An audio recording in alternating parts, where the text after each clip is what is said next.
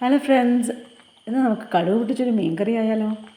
അതിനായിട്ട് ഞാനിവിടെ എടുത്തിരിക്കുന്നത് ഒരു 3/4 കിലോ മീൻ കഴുകി വൃത്തിയാക്കി എടുത്തിട്ടുണ്ട്. ഇത് ഞാൻ എടുത്തിരിക്കുന്നത് കേരമീനാണ്.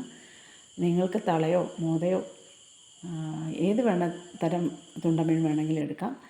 അപ്പോൾ നമുക്കതിനകത്ത് വേണ്ടുന്ന സാധനങ്ങൾ: ഒരു കഷ്ണം ഇഞ്ചി, ഒരു 10-15 അല്ലി വെളുത്തുള്ളി, കരുവേപ്പില, ഒരു 3 അല്ലെങ്കിൽ 4 സ്പൂൺ മുളക് പൊടി. ഞാനിവിടെ കാശ്മീരി ചില്ലിയാണ് എടുത്തിരിക്കുന്നത്.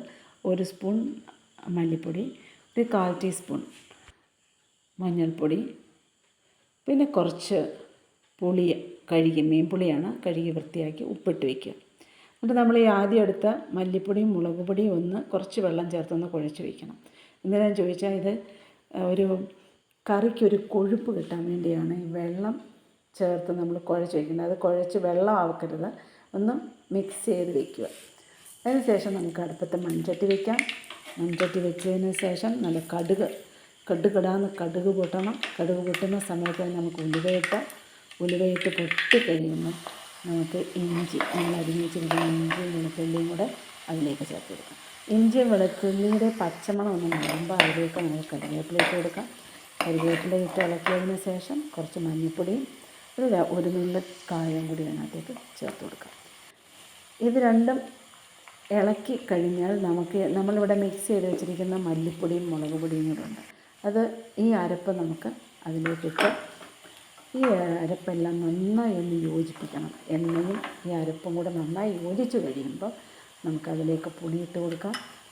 പുളി ഇട്ട് കൊടുക്കുമ്പോൾ ഇതിനകത്ത് ഉപ്പുണ്ട്. നമുക്ക് വേണമെങ്കിൽ ഇനിയും ഉപ്പ് ചേർക്കണമെങ്കിൽ ചേർക്കാം. അപ്പോൾ ആവശ്യത്തിന് ഉപ്പ് ചേർത്ത് അതിലേക്ക് നമുക്ക് കുറച്ച് വെള്ളം ചേർക്കാം. അപ്പം ഞാനിവിടെ കുറച്ചേറെ വെള്ളം ഒഴിക്കുന്നു. ഒത്തിരി വെള്ളം ഒഴിക്കുന്നതായിട്ട് നിങ്ങൾക്ക് തോന്നുന്നതാണ്. എന്നാലും ആവശ്യത്തിന് വെള്ളം ഒഴിക്കണം. വെള്ളം ഒഴിക്കുന്നത് എന്തിനാണെന്ന് ചോദിച്ചാൽ നമ്മൾ ഈ തള, മോത, കേര, ചൂര ഇങ്ങനെയുള്ള മീനിന് കുറച്ച് വേവ് കൂടുതലാണ്. അതുകൊണ്ട് കുറച്ച് വെള്ളം ഞാൻ അധികം ഒഴിച്ചിട്ടുണ്ട്. പിന്നെ സോഫ്റ്റ് മീനാണെങ്കിൽ നമുക്ക് അത്രയും വെള്ളം വേണ്ട.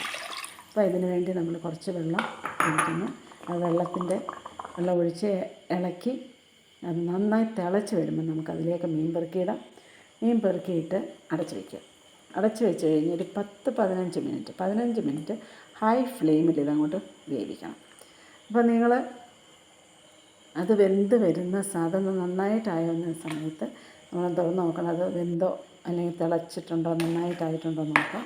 അത് നമുക്കതൊരു ലോ ഫ്ലെയിമിൽ ഒരു 15 മിനിറ്റ് ലോ ഫ്ലെയിമിൽ വെക്കും.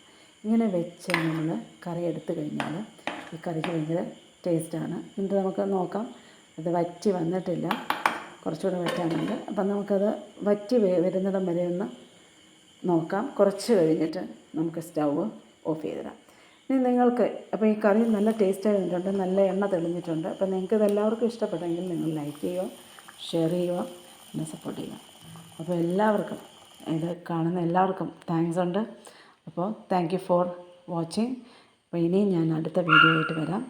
Till then bye.